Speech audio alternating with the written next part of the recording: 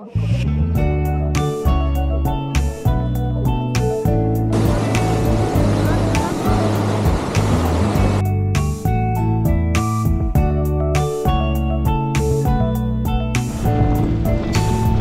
kalsada na ulit tayo.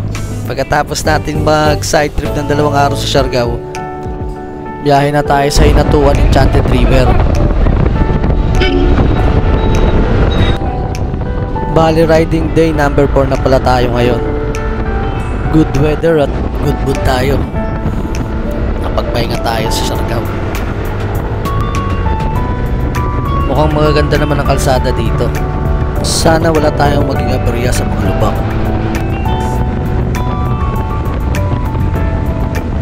Base kay Google Map, mga 5 hours araw na tayo. So kung di naman uulan at pagtuloy-tuloy yung magandang weather na katulad nito, bago siguro mag lunchtime, naroon na tayo sa Enchanted River.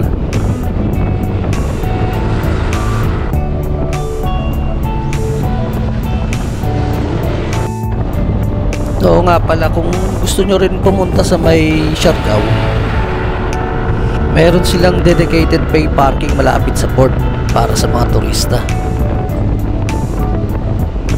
Safe naman kasi may gwardiya tsaka saradong-sarado. Bali binayaran namin dun 100 per night. Sa part namin as Philippine Looper, napaka-convenient nun kung gusto nyo pumuntang Siargao. Kasi kung magro-roro kayo na isasakay nyo pa yung mga motor nyo, 4 hours din ang biyahe, one way. Hindi katulad na pag iniwan nyo yung motor nyo, pwede kayong sumakay sa speedboat. 1.5 hour lang. Pati mas maraming biyahe yung mga ferry per day kaysa sa roro na parang once a day lang ang biyahe. Pati paglabas nyo ng Siargao Port, marami na kayong makikita doon nagpaparkila ng mga motor. Mura lang naman ang arkila sa kanila eh. Yung kinuha namin NMAX, 600 per day. Tsaka Honda Click, 450 a day. Kung gamit yun, malilibot mo na yung buong isla. Sa tutulugan naman, pumunta ka lang ng General Luna, tabi-tabi na sila dun. Marami kang makikita.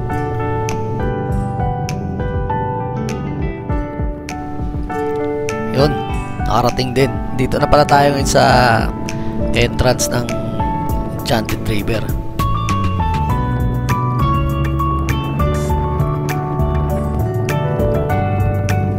Saan po kayo, sir? Dalawa. Dito, dalawa. 100 pesos per head pa lang entrance fee dito sa Enchanted River. Free parking na.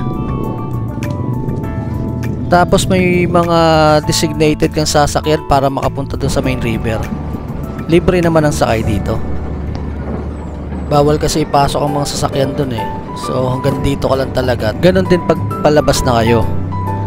May waiting area kung saan kayo pwedeng sumakay palabas naman. Libre din yun.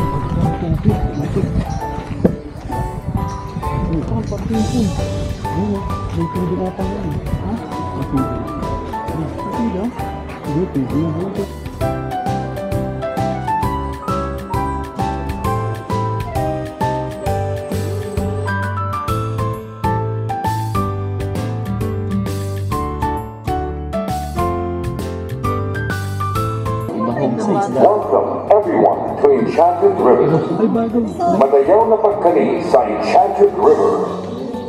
The daily fish feeding is shown to the public as a cultural segment.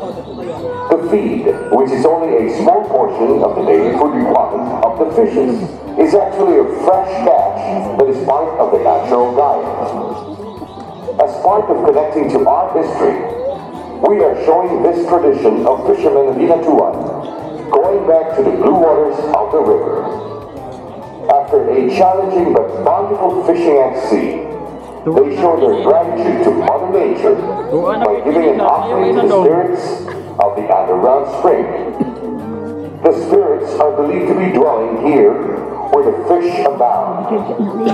This is our way of showing everyone how we should give back to the environment and take care of Mother Nature.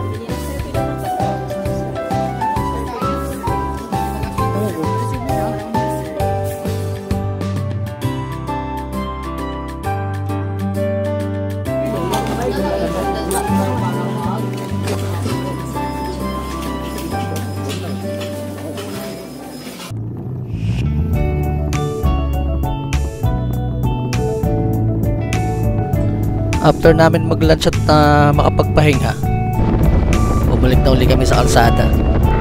Ang sarap din maligo sa ilog. Malamig ang tubig tsaka malinaw, kita mo yung ilalim. Almost 2 hours din kami sa Enchanted River.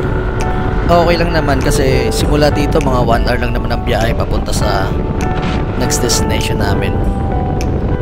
Sa may Tinoyan Falls, Bislig, Surigao del Sur.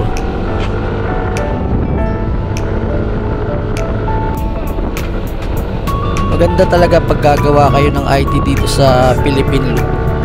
Kunwari may pupuntahan kayong mga tourist spot, mag-allocate din kayo ng oras. Kunwari katulad yan, Enchanted River, naglagay talaga ako ng 2 oras. Kunwari mga park lang, pwede ng 30 minutes para sa mga picture taking. Depende rin kasi kung anong tourist spot yung gusto nyong daanan eh. Kayo na lang mag-balance kung gaano nyo katagal gustong tumigil doon. Minsan hindi natin maiiwasang magagahol talaga tayo sa oras. Pero hanggat maaari dapat ma-enjoy natin yung mga pinupuntahan natin. Dito na pala tayo sa Tinoyan Falls. Tara, pasukin natin.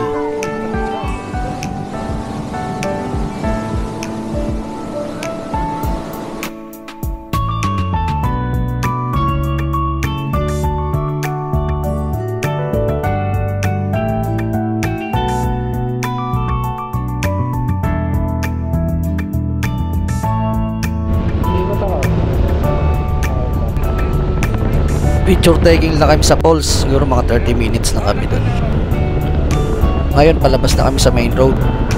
Bale, natapos na namin yung IT namin ngayong araw. So, papunta na kami doon sa tutulugan namin. Mga 30 minutes lang yun simula dito.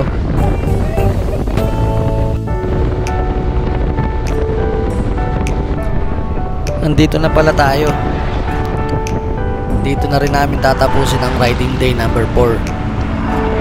Bukas uli pa General Santos City na tayo.